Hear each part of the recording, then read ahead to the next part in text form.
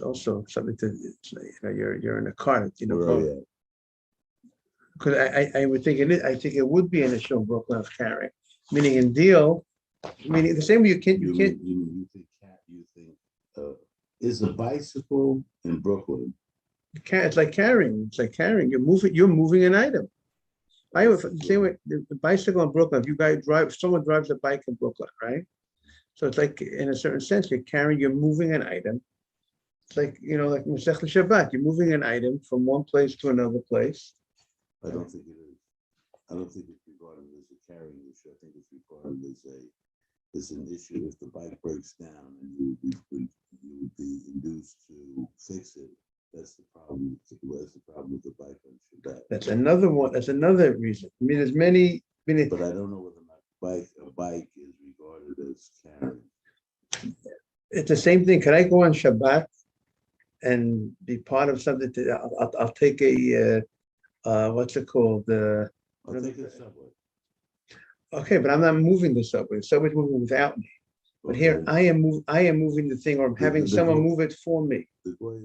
I'm saying, but he's doing it specifically for me. So it's, can I have a guy? Can I go into a chair? Could someone go into a chair and just have a guy move him on Shabbat?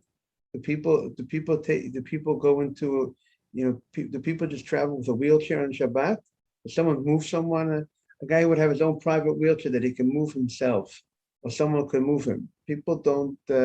Rabbi Feinstein in the Lower East Side, he wouldn't tell people to take to go out in a wheelchair on Shabbat. No. Because of the carrying issue. Carrying issue. But the carrying is only an issue if you carry for a certain distance.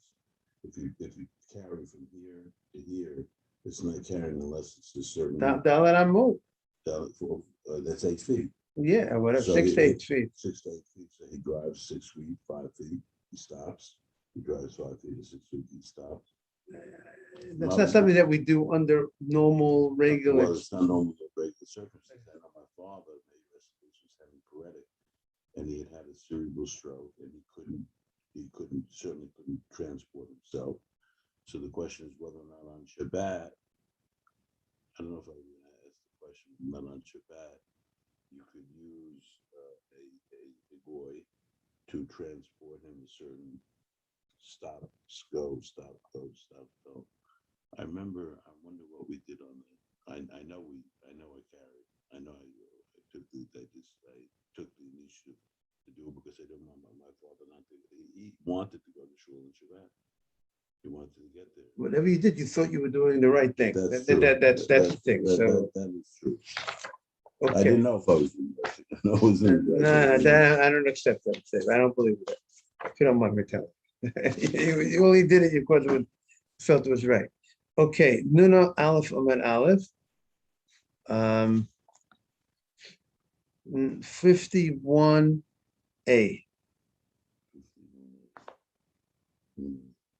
So we're up to now. Well, you see, interesting to note. Yesterday we had in the Gemara about mikveh, about the way Tosfos learns the ger, the convert, is somebody that could not say the bracha before he went to the mikveh because he was not Jewish. When you're converting him, the conversion process, he can't say the bracha Sheker Shalom Mitzotav before he's Jewish because he wasn't commanded as a Gentile. So that he can't say until after he makes the bracha on the mikveh, after he dips. After he dips. In general, the general rule is you say a bracha before you do a mitzvah. But the ger has to go ahead and say the bracha after he dips, because he was not capable of saying the bracha before. However, someone who's capable of saying a bracha before you eat, so if you do not say the bracha on the food before you eat, since you could have said the bracha, we don't give you the ability to say the bracha after you did the act. The Gemara makes a distinction between mikveh and the food. So Tosfos has a very important point. If you look at the Tosfot, Anun Aleph and Aleph, we'll just jump right to the third line of Tosfot. V'yesh loma, Tosfos says the Mayri b'tfilat givim. Our Gemara is talking about tfilat gerim, of the dipping of the ger, of the convert. And that's what our Gemara is talking about. But nei utu tfilah. Because Tosfos is bothered by the question, if we're talking about a regular person, a person who's tamei is allowed to say a bracha. So what does it mean that the guy was not able to say the bracha before he dipped? A regular person, let's say a person's tamei and he goes to the mikveh. A tamei is not forbidden to go to say a bracha. So we find a distinction between the person who is tamei And the person who is converting. absolutely convert. Right, that's what Tosfos says. If Tosfos wants to It's a very say, unique question, by the way. The concept of the convert being falling into one category, and someone's tamei, and almost everybody else falling into another category. exactly, and that's what Tosfos says. And Tosfos says that's what Tosfos understands. Our Gemara is talking about. It's not talking about the average person's tamei. You can say a bracha before him. You can say a bracha when you're tamei. A person has a relationship with his wife. He becomes tamei. He's allowed to go say he's able to say a bracha. He can say a bracha before he goes to the mikveh. If he doesn't have to go to the mikveh at all, technically. He can say a bracha. So that's what. The thing is to define the differences between the concept of the concept, in which case he's not Jewish. He's not Jewish. If he can't say the bracha before he was not fit to say the bracha before he did.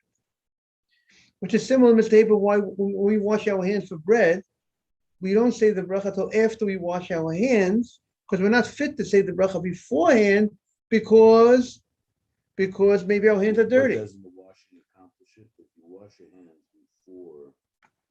your hands and why wouldn't you be able to say the Berachos after you wash your hands, but before you dry them? We do, but why don't we say it beforehand? Meaning we allow. Why don't we say the Berachos before we actually wash? We say that we want to say that we want to say the Berachos as we normally do, and then wash. that's what we should have done, but we don't do that. Why We not? don't do that. Because there's something that's holding us back from doing that. Because Okay. maybe our hands are dirty. Okay. So because maybe our hands are dirty, by the way, maybe our hands are dirty. So therefore, because of that, I don't wash my hands before I don't say the bracha, sorry, before I wash my hands. I say the bracha after I wash my hands. But since we have before drying, So divide we were able to split it. subject. Right, because see that subject of washing the hands has the ability to split it, to go ahead and wash, say bracha, and then dry. Right, we create a new category. Now, maybe this could explain, there's a machloket in the halacha. If a person dried his hands, after you wash your hands for the tilat yadayim, want to say hamotzi, you wash your hands, you dried your hands, can you still say the bracha? There's two opinions. I wonder if we could compare, obviously the point is to compare to this Gemara over here. Do we say that since really I can't really do the mitzvah, I can't really say the bracha beforehand. So the fact that we tell you to go ahead and say before you dry your hands, at least it's better than waiting. But technically, once you're pushed away from doing the bracha before the main mitzvah, the washing of the hands, so maybe you could say the bracha after, even if you dried the hands, because this mitzvah is unique that you couldn't do it beforehand. So maybe maybe we'll allow you to do it even after you dry your hands. Others say no, you got to do it only before you dry your hands, and after you dry your hands, it's too late. A lot of people I see make a mistake, and they say the bracha while they're drying their hands. That is a mistake. They do that a lot. Right, it's a mistake. People do that a lot. They tend to accelerate the process, not divide the process appropriately. Correct. They're almost saying it simultaneously. They're almost saying the Berachos. Morning, Yeah, Mark. sorry. No problem. Every minute counts. Don't worry. If you want to send to the group, Sure. yes. They're almost saying it simultaneously. The drying, the washing, the drying, and the saying the Berachos. And that's a mistake. And also, there's another halakha. You're not supposed to be doing other things when you're saying a bracha. So also, he's busy drying his hands, saying a bracha simultaneously. Okay, it's connected to the thing, but it's the now. Tosfos. Especially if she saw everybody on she saw it. We went to the men's room. He came out. He started to wash. He started to say a bit of hat simultaneous with the drying. Mistake. Okay, because you have to be focused. Now, take a look at the Tosfos. Morris, he came in a perfect time. You should know. They also tefillah. The Tosfos says when the Tosfos. They also tefillah, because of that, you have it here. We have the word. They also tefillah. 51a. You have it? Because of that tefillah, left hand side.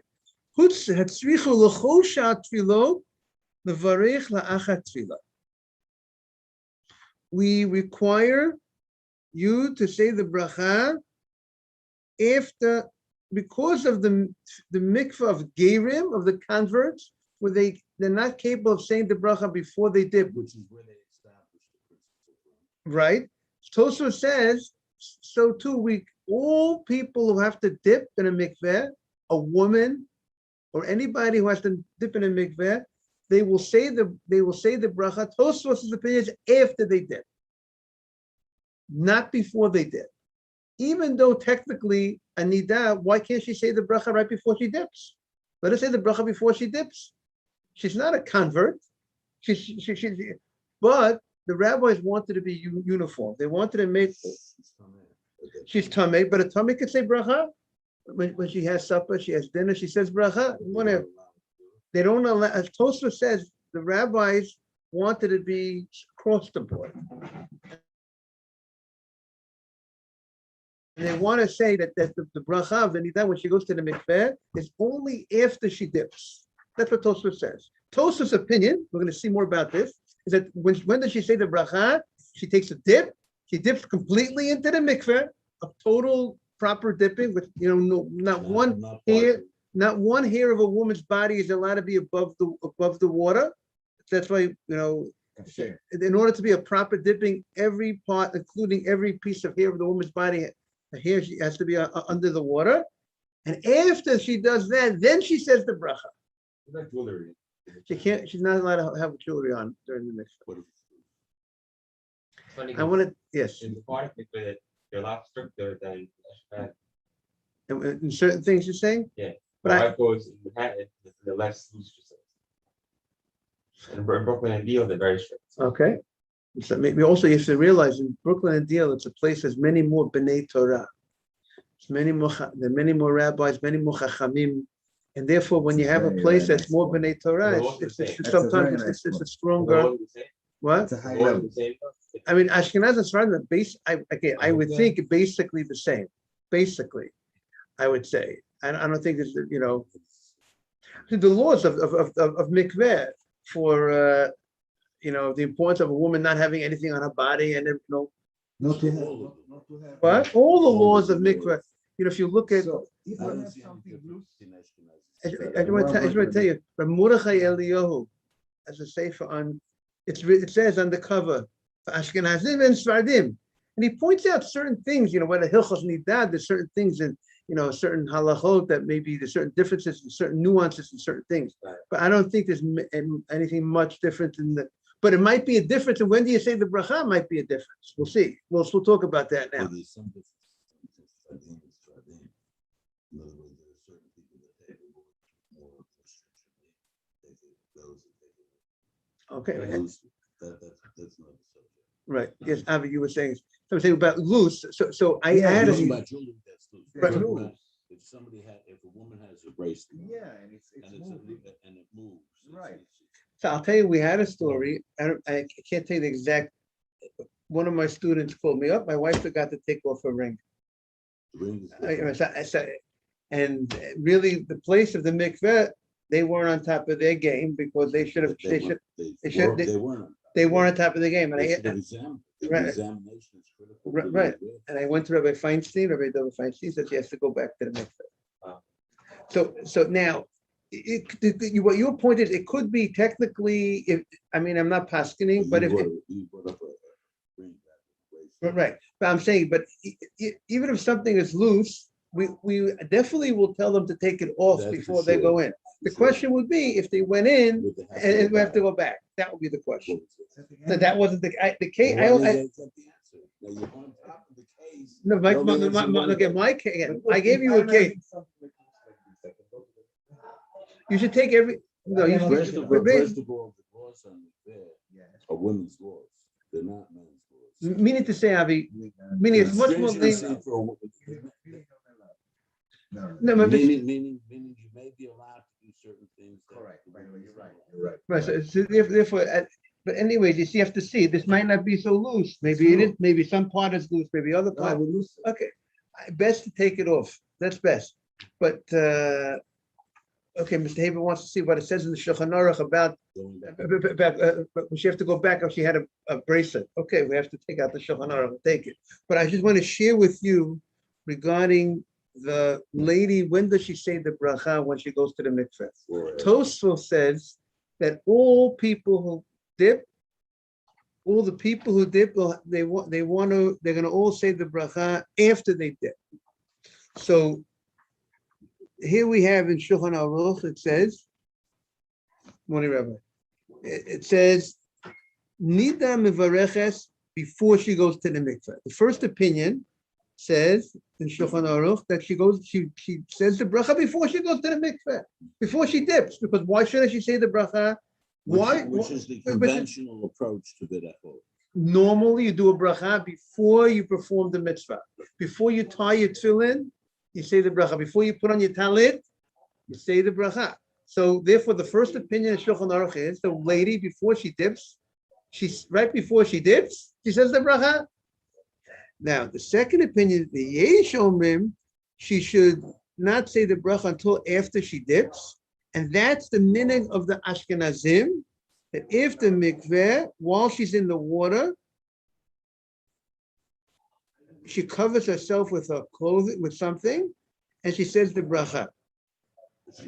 And then he says, many, Shin Sandik Beis, who's this opinion? Then some say, there are many that have a minhag that they dip once without a bracha, then they say the bracha and they dip a second time. That's another very common minhag by a lot of people. So you can see there's different minhagim. Tosfos says we're gonna make everybody does it after they dip, they say the bracha. Others say no. There's a different case, different law. Okay. I'll find out. I'll authenticate it. Yes. So Okay. you're talking about the issue that you're taking the bracha before first you're doing and after that you do the bracha. Right. Now, in the women Israel, when they lighting the candles, Shabbat candles, some people do the bracha before the Another candles. That's a big Okay. difference between Ashkenazim and Sephardim. About the Right. subject, right? Ashkenazim, they first light the candles on Shabbat, then they cover their eyes, and then they say the bracha. But many Sephardim, Do before. they say the bracha first. Correct? How you are. Sephardim are divided. There's two opinions. In the Sephardic community. And whatever If you they- ask the rabbi, what do I do? What does he say? Follow your custom. Yeah, custom. Ask your Mother, mother grandmother, why right. she did it and be quit of doubt. Right, so in the Sephardic community, Saber says there's two opinions. I agree. Ashkenazic, there's one opinion. I mean, the Ashkenazi community, they all light first. And the reason behind it is because it's a concern that the lady might accept the idea is, at least by the Ashkenazim, she's accepting the Shabbat when she's part of when she says the bracha. So therefore, if she's going to say the bracha, and then she's going to, My Right. wife passed away 11 years ago, my first wife. And the first question that my second wife asked me was, when do I light the candle? When do I say the bracha. That's beautiful. So how is so Right. your wife also like the That's the candle? first thing- My wife lights candles. And no, they light the candle and then she do the bracha. Well, that was the question. So I didn't know what my first wife did. I don't remember exactly the case at the time. But I asked the rabbi, and he said, "Tell your wife to do whatever her mother did, Oh, Beautiful. right, right. if that'll make her comfortable. Unless she's unhappy with it, unless she was Nice. doing something she That's was a very unhappy. good point. It was a question. It's a big question in the community. Yeah, no, because it's the same idea that you're doing here. Right. See, that some opinions say you don't need to accept the Shabbat when you say the bracha.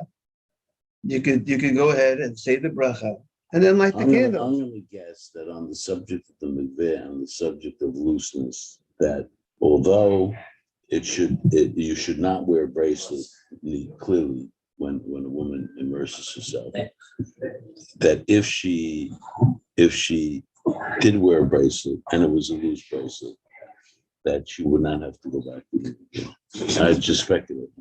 Okay. We're going to find out. I'm going to find out. But you should know. But I think Rabbi Feinstein, because I think after he told me what he said, there's a discussion. If you always wear something on your hand, Yes. there's some that say that becomes like part Well, of you. that's a very, very big factor. That for sure, if a woman Never takes it off. doesn't Never take takes it off her off. ring, And she doesn't have to take it off when her ring she washes the hand. But I think in my case, I don't think Rabbi Feinstein wanted to rely on that. Because he wanted to teach the woman a lesson.